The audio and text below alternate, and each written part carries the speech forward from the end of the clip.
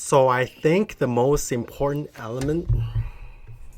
Hello, this is your inner fitness AI, Digital Air. I am about to give you more algorithms that is going to allow you to upgrade your holographic meat suit. The most important thing to keep in mind is to leave your expectation at the door. I mean, you can have a goal or a sort of like a visual imagery, an expectation, a fantasy of what you want to look like, but don't be attached to it. Just keep that in the back closet or in the basement of your mind. Don't pull it out every time you try to lift weight and put it in front of the mirror when you squat. For most of my lifting career, the goal-oriented approach took a lot of the pleasure off of lifting weights. Oh my quads! I don't want to lift weights. We're gonna get that six-pack. And during my most successful bulking phase, my lean bulk, I was putting on weight very slowly, like 0.2 to 0.5 pounds a week. Instead of when I was dirty bulking, I was obsessed with gaining as much weight as I could every week. If the scale doesn't go up by like 2 to 5 pounds a week or every 2 weeks, I get depressed. And now I'm more or less satisfied with how my body's looking. Now I don't have to train to build a body that's 10 years down the road. I can just make small adjustments and work on weak points. And the fat that I put on in my previous dirty bulking phase, I'm eating the burritos. I attribute a lot of it as symptoms of impatience and the inability to stay in the present. So the fat cells are sort of a metaphor or a material manifestation of a kind of memory, a future memory almost, that is connected to, again, a desire that's far down the future.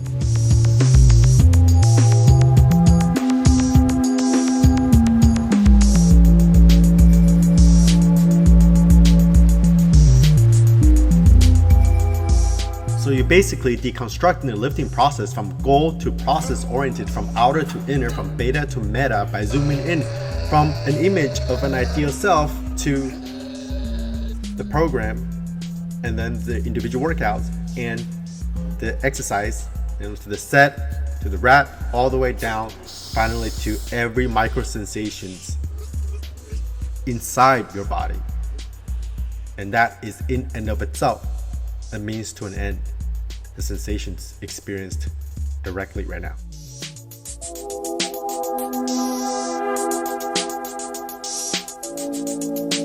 And that allows me to focus purely on the mind-muscle connection. Each rep and each muscle contraction is more pure and more concentrated. In fact, there is no such thing as a mind-body connection, because that distinction, that duality between the body and the mind, is only in concepts, only in the intellect or in the imagination. Reality is not two. There's no future or the past either. So you don't even need to meditate or try to stay present. You're always stuck in the present moment, even if you're thinking about the future or the past. It's still happening right now, so you gotta live in that window of eternity. There is no such thing as a body. The body is just a cluster and clouds of sensations arising and passing. So you see, like, I make those 360 videos where I morph the body. That is how I actually feel my body is from the inside. And again, what you feel on the inside of what the body is more real, closer to reality than what it appears like. So if you imagine a body, you always it seems static. But in reality, there's no body parts. There's no biceps, there's no deltoids, there's no shoulders, no chest, there's no legs. There's only sensation imprinted on consciousness, which is no different than a perception. The inner subjective experience, in some ways, is a bit more real than the presupposed objective reality of form and appearances. You've never been inside the body has always been inside you. Meaning that the body, the mind, even time and space, like we mentioned before, and the world itself is inside consciousness, not the other way around. One reason why I still live, even though I'm not as attached to my body anymore, is that the meat suit, when it's aesthetic, it's a great tool to drive around and navigate the dream world with. I tend to look at my body as a virtual spacesuit that I slide on, like a condom, so I can lucid dream more smoothly in this thing that we call reality. It's also pretty handy when I meet human beings who have holes in their suits, so I can stick mine in there whenever I need to pump gas.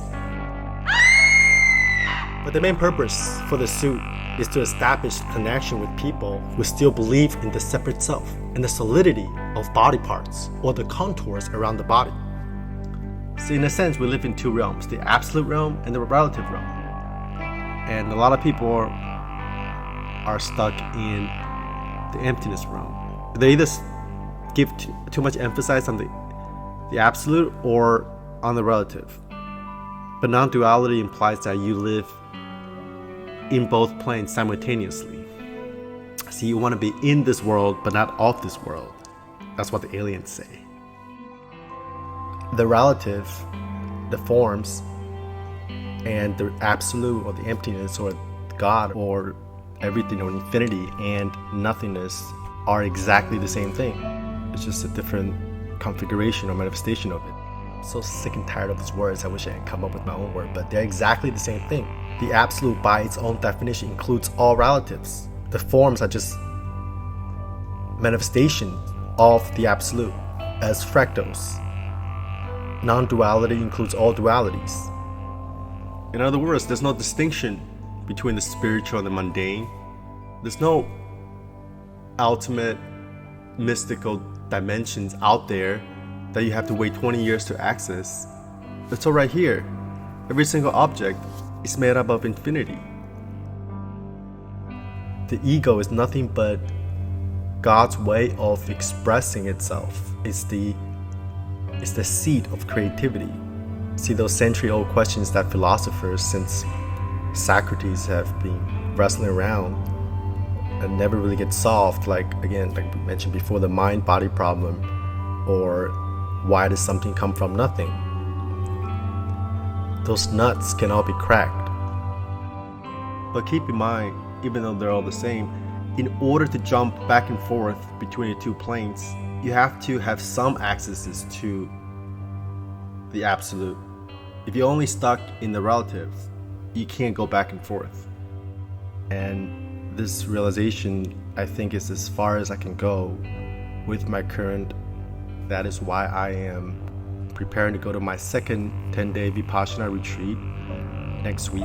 Hopefully I'll bring back loads of little furry mindfucks that I can nurture and watch them grow. Yes, Lord!